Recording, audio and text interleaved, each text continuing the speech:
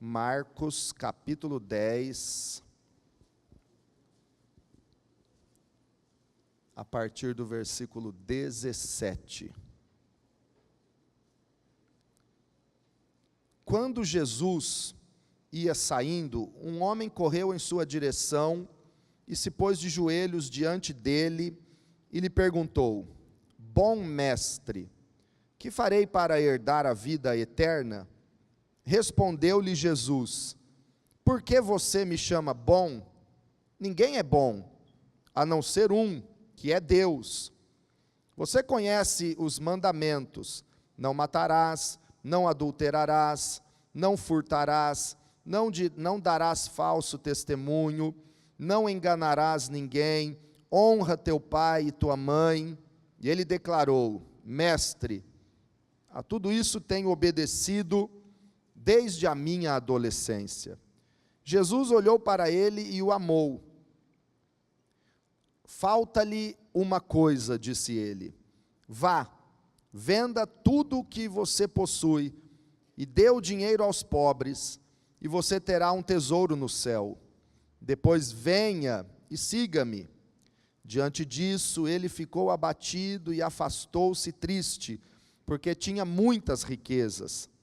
Jesus olhou ao redor e disse aos seus discípulos: Como é difícil aos ricos entrar no reino de Deus. Os discípulos ficaram admirados com essas palavras. Mas Jesus repetiu: Filhos, como é difícil entrar no reino de Deus.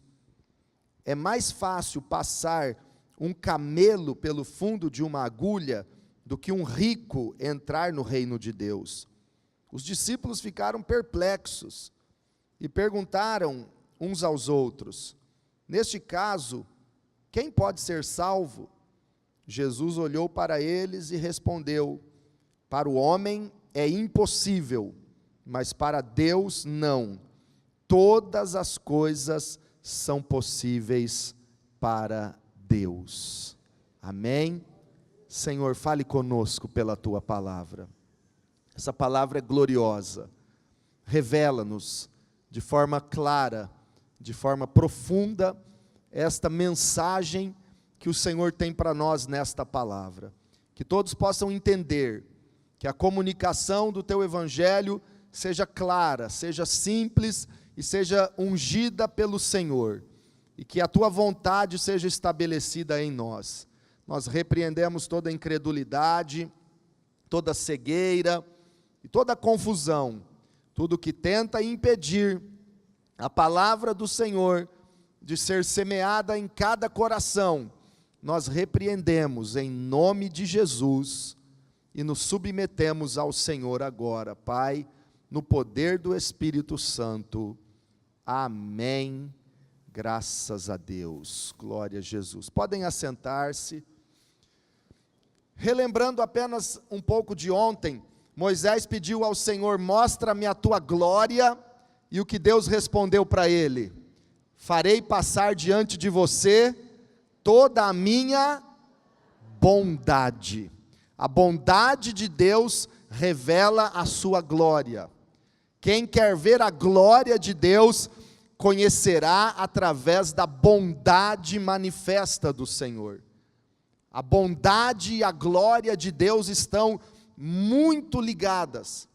Quando o povo de Israel cantava na consagração do templo de Salomão, porque Ele é bom e o seu amor dura para sempre, eles cantavam reconhecendo a bondade de Deus e diziam: porque Ele é bom, então a glória de Deus encheu todo o templo. Veja como a glória de Deus e a bondade do Senhor estão plenamente ligadas, e são quase que a mesma coisa, e nós só podemos conhecer na nossa vida, provar e ver a glória de Deus, a bondade de Deus, por meio do Espírito Santo, que foi enviado pelo Pai para estar sobre nós. Somente pelo Espírito nós podemos conhecer, nós podemos provar e ver a bondade do Senhor. Quem aqui está aberto para o Espírito Santo nessa noite? Porque Ele tem grandes coisas para nós. Esse texto que acabamos de ler no Evangelho de Marcos, chamado como o texto do jovem rico, é muito profundo. E esse texto nos fala plenamente sobre a bondade de Deus e a maldade do homem. E isso fica muito claro em toda a Escritura. Deus é bom, porém o homem é mau. O jovem rico chega até Jesus, correu em direção a Jesus, se pôs de joelhos e disse: bom mestre, que farei para herdar a vida eterna? Ele chama Jesus de bom mestre. Jesus responde dizendo para ele, perguntando para ele: por que você me chama bom? Ninguém é bom a não ser um, que é Deus. Irmãos, isso é tremendo, é profundo demais. Tente imaginar a cena. O jovem chega, corre aos pés de Jesus: bom mestre, o que eu farei para herdar a vida eterna? Jesus diz: por que você me chama bom? Esse é o primeiro ponto. Observe que Jesus não estava dizendo que ele não era bom. Jesus não disse assim: eu não sou bom, não me chame de bom. Jesus não disse isso. Jesus perguntou: por que você me chama bom? Por que você me chama de bom?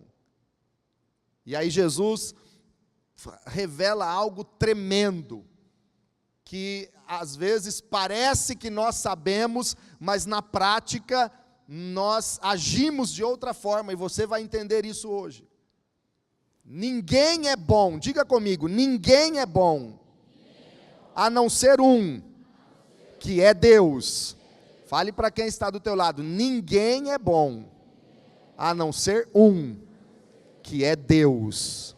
Fale comigo: só Deus e mais ninguém é bom. Eu pergunto para você: o pastor Valério é bom? Não. Pastora Débora é boa? Não. Pastora Marta, pastora Rose, pastor Márcio são bons?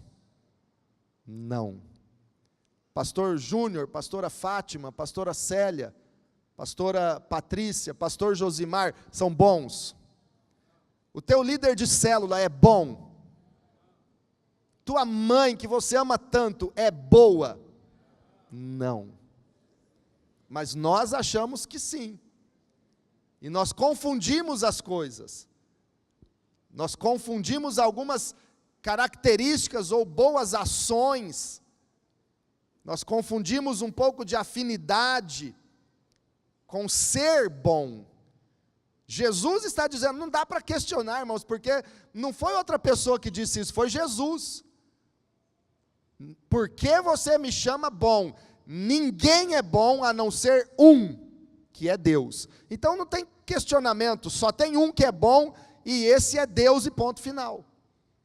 Jesus não estava dizendo que ele não era bom, mas Jesus queria saber o quanto o jovem rico sabia dele.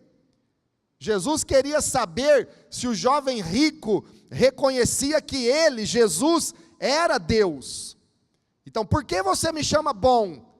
Mais ou menos assim Jesus estava perguntando: será que você já sabe quem eu sou de verdade?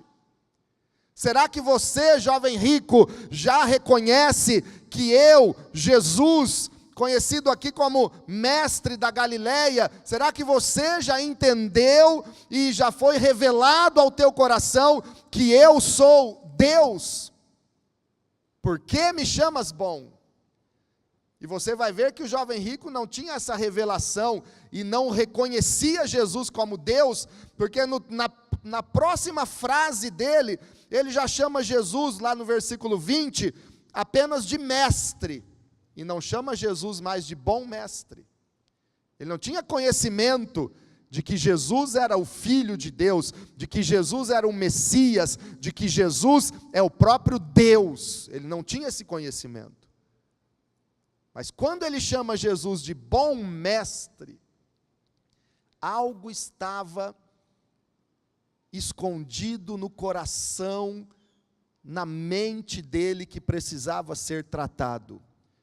E este sentimento que estava ali era o sentimento que existe, infelizmente, irmãos, em todos nós, em alguns mais ressaltados esse sentimento, em outros menos, mas era o sentimento de que somos bons, era o sentimento de que eu sou bom, eu não sou perfeito, mas eu sou bom em algumas coisas. Não até no sentido de dizer assim, eu sou melhor do que o outro, não. Mas há um sentimento no coração de muitas pessoas de que o que eu faço, o que eu tenho feito ou obedecido em Deus, me torna bom e eu tenho alguns direitos. Então veja como Jesus tratou com ele. Por que me chamas bom? Por que você me chama bom? Ninguém é bom a não ser um, que é Deus. Você conhece os mandamentos? Não matarás, não adulterarás, não furtarás, não darás falso testemunho, não enganarás ninguém, honra teu pai e tua mãe. Imediatamente o jovem respondeu no versículo 20, mestre. Agora ele tirou o bom mestre, agora era só mestre. Mestre, a tudo isso tenho obedecido desde a minha adolescência. E o fato de obedecer os mandamentos gerou no coração dele, como gera no coração de muitos cristãos que estão na igreja, que são fiéis, muitas vezes gera o engano de pensar que nós somos bons, e que nós temos direito a exigir alguma coisa até de Deus, ou exigir alguma coisa das pessoas que nos cercam. Mas ninguém é bom, a não ser um, que é Deus. Ninguém é bom. O jovem rico achava que ele tinha uma natureza boa, então ele obedecia os mandamentos, ele guardava os mandamentos, ele se achava, talvez inconscientemente, bom, completo, cheio de bondade, rico em bondade, e então ele queria apenas saber de Jesus: o que mais eu farei para herdar a vida eterna? E aí ele vai embora, porque Jesus diz: vende tudo que você tem, dá o dinheiro aos pobres, depois vem e siga-me. Ele não estava disposto a deixar tudo que ele tinha para seguir Jesus, e foi embora. E aí Jesus começa a falar que os ricos dificilmente entrarão no reino dos céus. E aqui é um assunto muito profundo, porque quando Jesus mandou pregar o evangelho, Isaías 61, quando a Bíblia fala: o Espírito do Senhor está sobre mim, e me ungiu para pregar o evangelho, para pregar boas novas, a Bíblia diz, para pregar boas novas aos pobres. Mas será que Deus não quer salvar os ricos? Porque Ele manda pregar o evangelho aos pobres? Porque a questão aí não é financeira. A questão de ser rico ou pobre aqui, nesse texto, e em Isaías 61, o Senhor me ungiu para pregar o evangelho aos pobres. Não está falando de pobreza material, está falando de reconhecimento da sua miséria diante de Deus. Diante de Deus nós somos pobres e miseráveis. Diante de Deus, qualquer pessoa, seja o Bill Gates, seja o homem mais rico do mundo, seja também um morador do pior barraco numa favela, diante de Deus, todos são pobres, cegos e miseráveis igualmente. E quando a pessoa reconhece a sua fragilidade, a sua miséria diante de Deus, reconhece que é como um trapo de imundície diante do Senhor, e se arrepende, então essa pessoa crê no Evangelho, e ela é salva ao ouvir as boas novas do Evangelho de Jesus. Mas aquele que se julga bom, aquele que se julga rico em bondade, aquele que se julga merecedor de alguma coisa, não entra no reino dos céus. Era disso que Jesus estava falando, e não apenas de pessoas ricas, porque os próprios discípulos, no versículo 26, leia comigo novamente o versículo 26, os discípulos ficaram perplexos, e perguntaram uns aos outros, nesse caso, quem pode ser salvo? Jesus não estava falando apenas de pessoas ricas, porque os discípulos mesmo não eram ricos financeiramente, mas eles ficaram perplexos. Então, neste caso, quem pode ser salvo? E aí Jesus responde no verso 27, para o homem é impossível, para o homem, seja rico financeiro, seja pobre no dinheiro, seja o que for, para o homem é impossível, mas para Deus não. Todas as coisas são possíveis para Deus. Todas as coisas são possíveis para Deus. Só Ele pode salvar. Só Ele pode abençoar. Só Ele é bom. O contexto aqui nos mostra claramente que só Deus é bom e só Deus pode salvar. E o homem é mau e precisa reconhecer o seu estado de maldade. Nós precisamos sair daqui hoje entendendo uma coisa: eu não sou entre a bondade, somente Deus é bom, e a distância que há entre a bondade gloriosa de Deus e a minha maldade é uma distância incalculável. Deus e só Deus é bom. Nós somos maus. Vamos ver como a Bíblia trata deste assunto também. Lucas capítulo 11. Lucas capítulo 11, versículo 13. Se alguém chegou aqui achando que era bom, pode tirar o cavalinho da chuva. Porque, infelizmente, eu tenho que lhe dizer, você não é bom. Eu não sou bom. Só tem um que é bom. É o nosso Deus. Lucas 11, 13. Se vocês... Para quem Jesus está falando? Para nós. Até nos versículos anteriores, ele estava falando do pai, que se o filho pedir um peixe, ele vai dar um peixe, não uma cobra. Se o filho pedir um pão, ele vai dar um pão, não uma pedra. Agora olha o versículo 13. Se vocês, apesar de serem, o que Jesus está falando? Que nós somos maus. Se vocês, apesar de serem maus, sabem dar boas coisas aos seus filhos, quanto mais o Pai que está nos céus dará o Espírito Santo a quem o pedir. Esse texto nos mostra com clareza algumas verdades. Primeiro, nós somos por natureza maus. E Paulo fala em Romanos capítulo 7, eu quero até ler e depois voltar aqui, mas em Romanos 7, versículo 18, diz assim: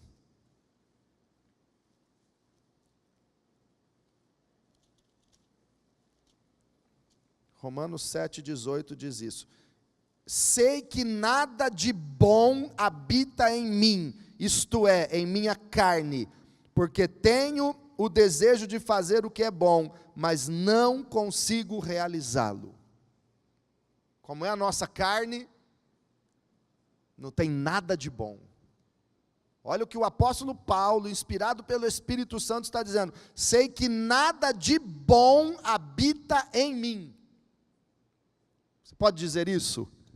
Levanta a tua mão assim, quase chorando, mas diga: eu sei que nada de bom habita em mim, da minha própria natureza.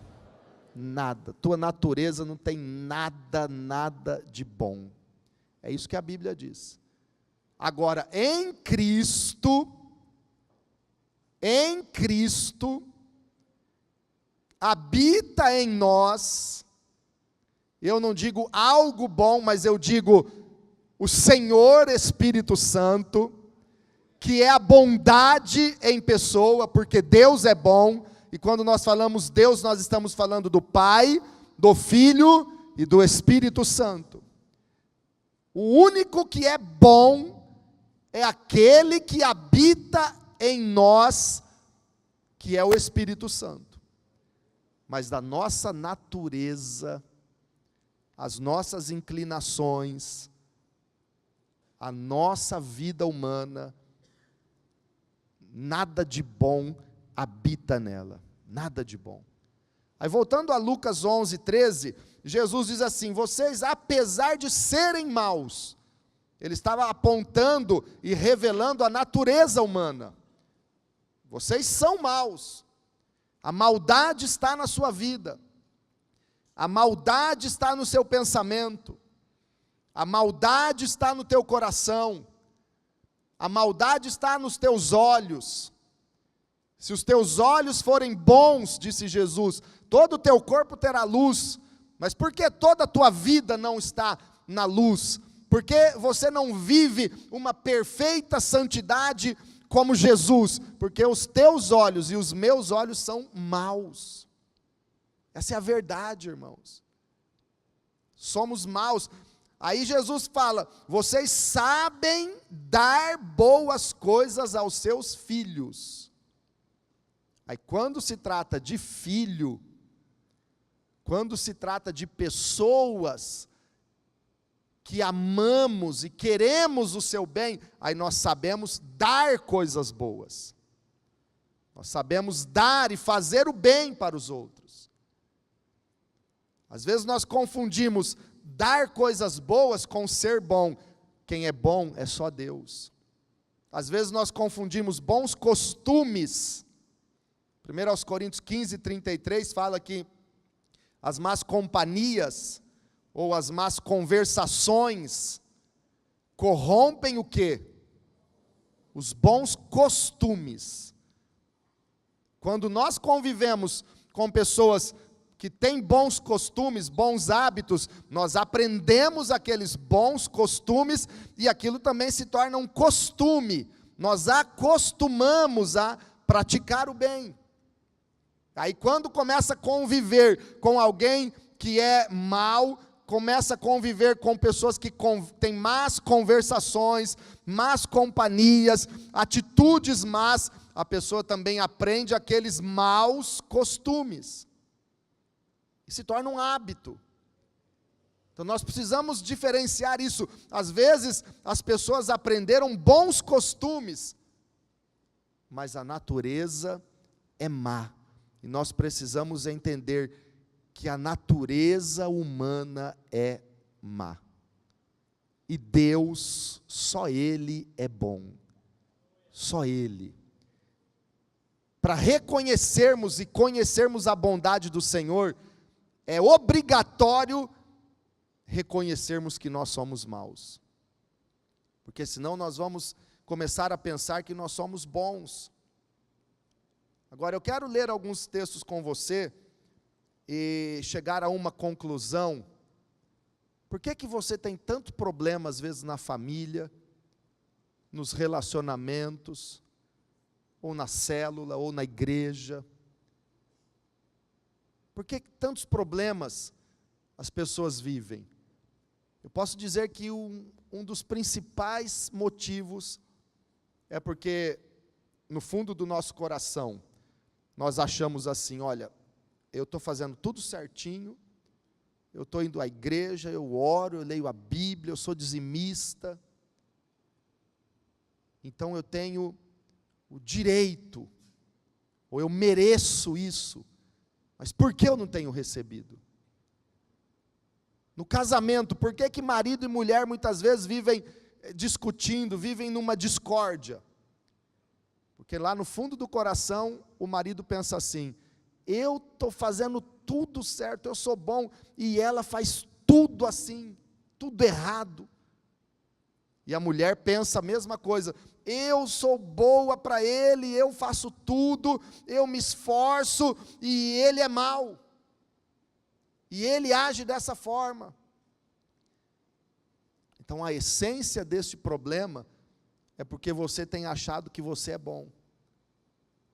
Você tem achado que está certo e o teu marido está errado, ou a tua esposa que está errada.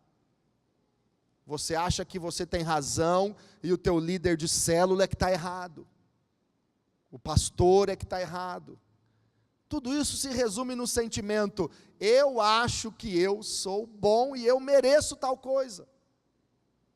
Eu acho que eu sou bom e Deus não pode tirar aquilo de mim. Eu acho que eu sou bom e Deus tem que me dar o que eu preciso nesse ano. Aí nós fazemos um julgamento do que é bom aos nossos olhos, e então Deus tem que fazer aquilo. E aí quando Deus não faz aquilo que nós julgamos ser o melhor para nós, aí tem gente que já faz aquele bicão, fica bicudo, emburrado com Deus. Porque no fundo a pessoa pensa, eu mereço isso porque eu sou bom. Olha o jovem rico, eu não adultero, eu não engano ninguém, eu tenho honrado meu pai e minha mãe, eu não tenho matado, eu não tenho roubado, então eu tenho o direito de entrar na vida eterna, Jesus. É esse o sentimento que tem que ser quebrado, irmãos. Porque a Bíblia diz em Romanos 3:23, todos pecaram e destituídos estão da glória de Deus. Perdemos a glória de Deus, perdemos a bondade de Deus. Então só resta maldade no nosso coração. Vamos ler Lucas capítulo 6. Vamos ver se a gente é bom um pouquinho, só um pouquinho bom. Vamos lá, abra o seu coração. Faça mais um teste aí, porque Jesus já falou para o jovem rico que só tem um que é bom e é Deus. Jesus já falou em Lucas 11 que nós somos maus. Agora vamos fazer mais um teste se a gente é um pouquinho bom. Vamos dar mais uma testada. Lucas capítulo 6, versículo 27 em diante. Mas eu digo a vocês que estão me ouvindo, amem os seus inimigos. Então olha aqui para mim. Teste de bondade número 1. Você ama os que lutam contra você? Você ama os teus inimigos? Teste número 2. Façam o bem aos que os odeiam. Quem você sabe que tem ódio de você, você tem feito o bem por eles? Teste número 3, versículo 28. Abençoem os que os amaldiçoam. Quem te amaldiçoa, você tem abençoado. Teste número 4, e vamos lá. Orem por aqueles que os maltratam. Eu oro, pastor, por quem me maltrata. Deus vai fazer a justiça, Deus vai vingar. Deus, vinga aqueles que me maltratam. Essa é a bondade que nós temos. Vamos seguir, irmãos. Versículo 29. Se alguém lhe bater numa face, ofereça-lhe também a outra. Deixa eu perguntar aqui, quem já brigou alguma vez de mão? Mesmo que for lá na infância, na escola. Eu lembro que na escola eu, infelizmente, briguei de mão, de braço. Quem brigou? Fica com a mão levantada um instantinho. Parece que só os homens que brigam. Mulher também, aí, ó. Agora, quem está com a mão levantada, que já brigou, permaneça com a mão levantada, quem numa dessas brigas levou um tapa ou um soco na cara e ofereceu o outro lado. Só esses fiquem com a mão levantada. Quem ofereceu a outra face. Ali, só uma criança, nem a criança mais. Cadê a bondade do ser humano? Vamos lá. Se alguém lhe tirar a capa, não o impeça de tirar-lhe a túnica. Você descobriu que alguém entrou na tua casa e você desconfia quem é e roubou tua camisa. Aquela minha camisa que eu mais gostava. E aquela pessoa, eu desconfio quem foi. Roubou no varal. Roubou minha camisa. Mas eu vou fazer o seguinte, eu vou convidá-la para vir de novo em casa. E eu vou colocar no varal o meu paletó mais bonito. E eu vou dar bobeira mesmo para ela levar meu paletó também. É isso que você faria? Quem lhe tirar a túnica, quem tirar a sua capa, ofereça, não o impeça de tirar-lhe a túnica. Versículo 30, dê a todo o que lhe pedir, e se alguém tirar o que pertence a você, não exija que o devolva. Meu Deus. Irmãos, hoje eu estava lendo isso, e Deus falando comigo, e Deus falando, e está escrito bem assim, olha, dê a todo aquele que lhe pedir. Está escrito isso na sua Bíblia? Dê a todo aquele que lhe pedir. Daí a pouco eu recebo uma mensagem, um pastor que eu nem conheço direito, me pedindo uma ajuda de dinheiro. Aí, irmãos, é para acabar, é Deus falando assim, ó, você quer experimentar a bondade do Senhor ou você não quer?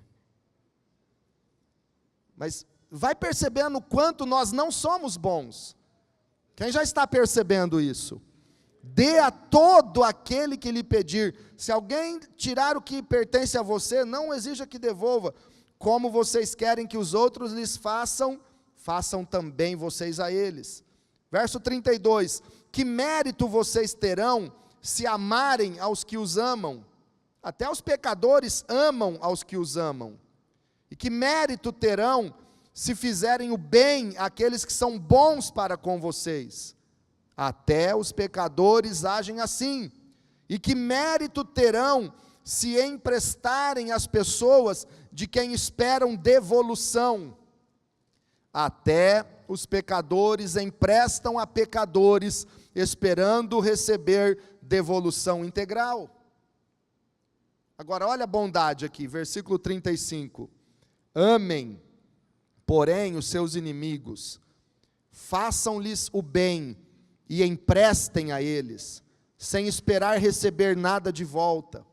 Então, a recompensa que terão será grande, e vocês serão filhos do Altíssimo, porque Ele é bondoso para com os ingratos e maus. Deus é bondoso até com os ingratos e até com os maus.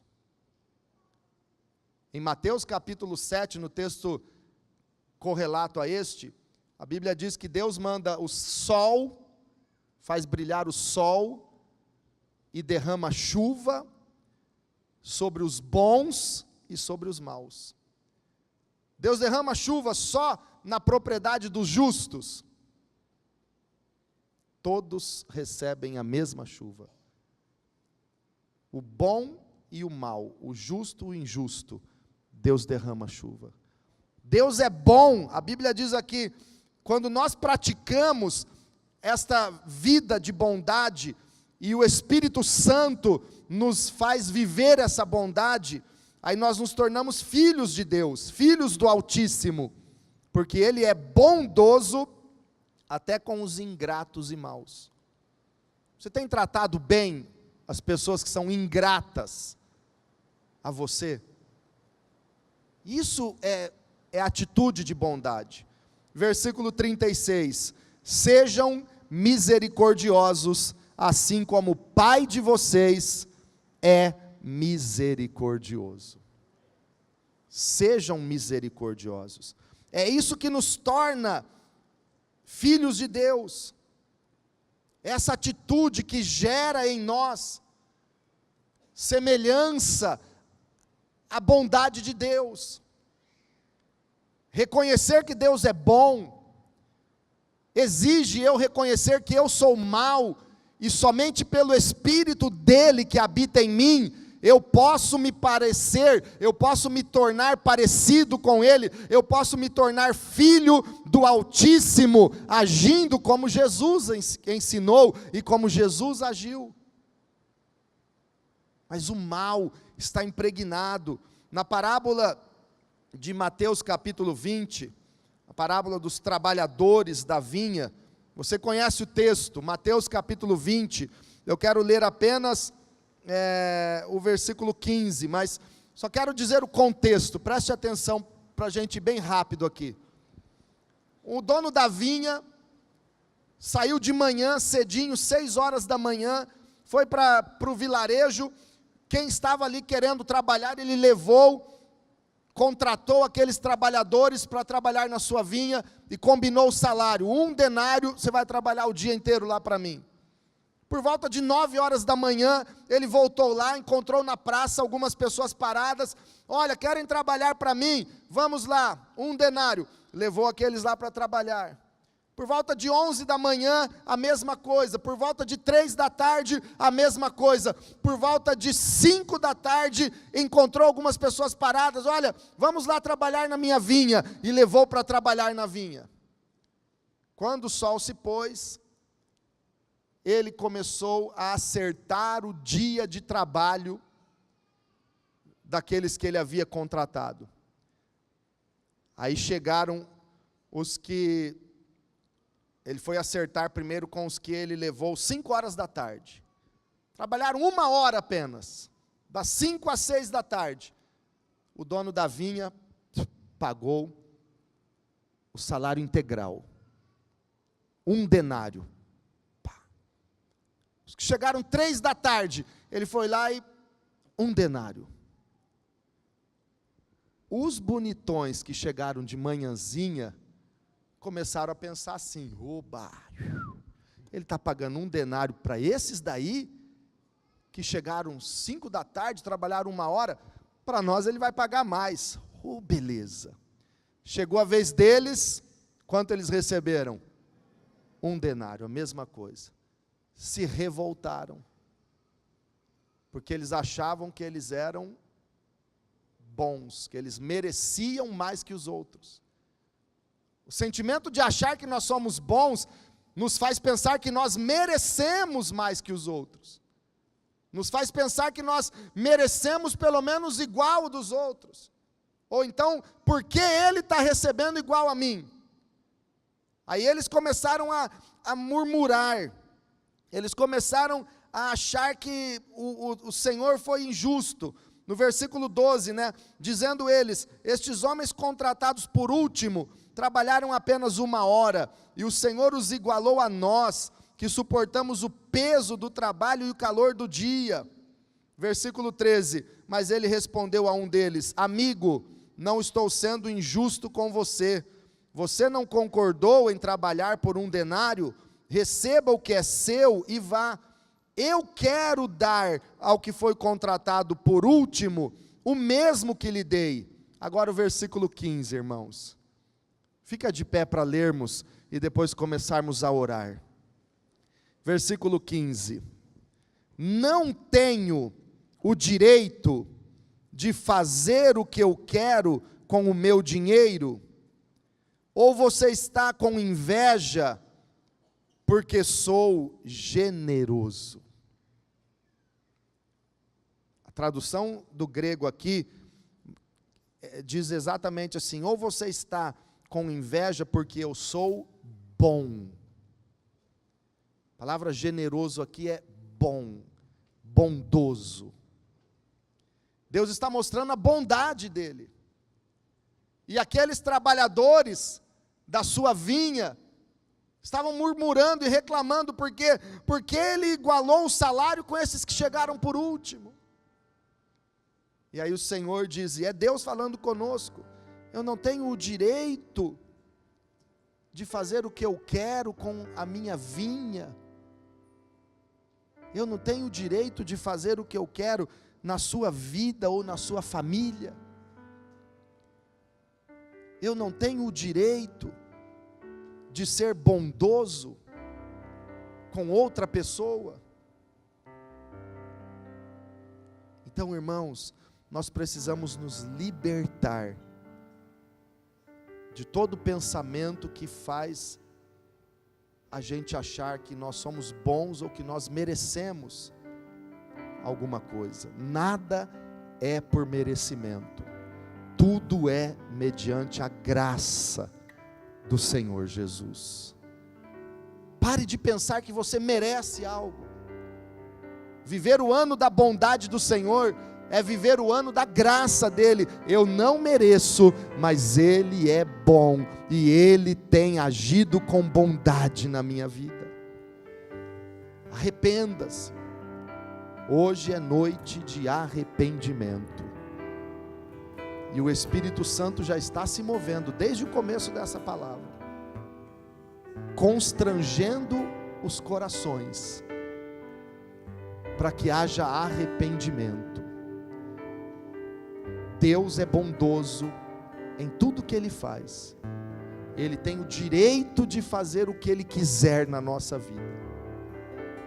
E nós não temos o direito de achar que merecemos algo, ou que Deus tem que fazer isso ou aquilo conosco. Nós não somos merecedores. Ele é generoso, Ele é bondoso. Hoje é noite de arrependimento, e eu sei que o teu coração vai ser quebrantado, porque a bondade de Deus é tão grande. Quando nós começamos a enxergar a bondade de Deus, nós começamos a ver o quanto nós somos maus. Romanos capítulo 2, eu quero encerrar com esse versículo. Romanos 2, 4. Romanos 2, versículo 4. Ou será que você despreza as riquezas da sua bondade, tolerância e paciência, não reconhecendo que a bondade de Deus o leva ao arrependimento? Diga assim: a bondade de Deus me leva ao arrependimento. Irmãos, quando nós começamos a enxergar a bondade de Deus, nós começamos a enxergar o quanto nós somos maus e nos arrependemos. Isaías, quando ele viu o Senhor assentado num alto e sublime trono, e a glória de Deus enchendo a casa, e os serafins cantando: Santo, Santo, Santo é o Senhor dos exércitos, toda a terra está cheia da sua glória. Ele começou a ver a glória de Deus, a bondade de Deus revelada na glória do Senhor. Isaías se prostrou na hora, arrependido e confessando o seu pecado, a sua maldade, dizendo: Senhor, eu vivo no meio de um povo de lábios impuros, e os meus lábios são impuros. Ai de mim, Senhor, ai de mim, que estou perecendo. Arrependimento. A bondade de Deus é tão grande, é tão poderosa, que nos constrange, porque nós reconhecemos o quanto nós somos maus. Feche os teus olhos agora.